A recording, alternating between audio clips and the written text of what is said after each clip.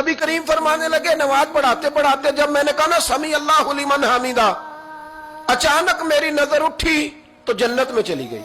नबी करीम अलैहिस्सलाम नमाज पढ़ा रहे थे,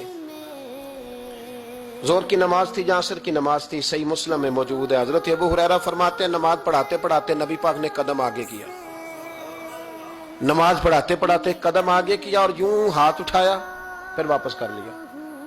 अब नमाज पढ़ के ना तो सलाम फेरा तो सहाबा अर्ज करने लगे या रसूल अल्लाह सल्लल्लाहु अलैहि वसल्लम वो नमाज में पैर भी आगे किया तो हाथ भी उठाया, तो वजह क्या थी? अब पहला सवाल तो ये है कि आप लोग नमाज पढ़ रहे थे या हुजूर को देख रहे थे?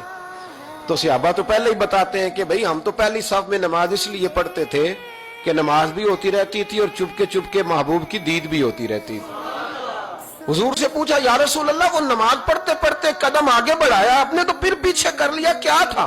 और हाथ उठाया तो फिर आपने नीचे कर लिया।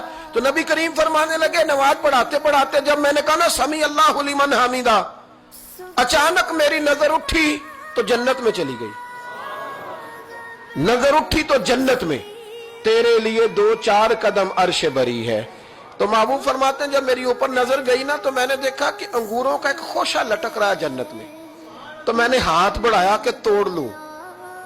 हुजूर खड़े हैं मस्जिद नबवी में और फरमाते हैं कि मैं यहां खड़े होके हाथ ऊंचा करूं तो मेरा जन्नत तक पहुंच जाता है।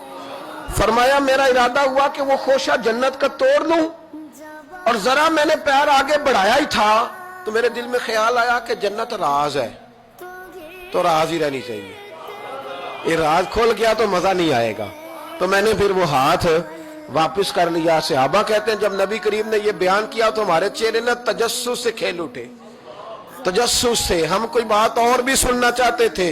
तो महबूब फरमाने लगे अगर मैं वो खोशा तोड़ के ले आता और तुम्हें दे देता तुम कयामत तक भी खाते रहते तो तुमसे खत्म नहीं होना था। ये सही मुस्लिम की हदीस है।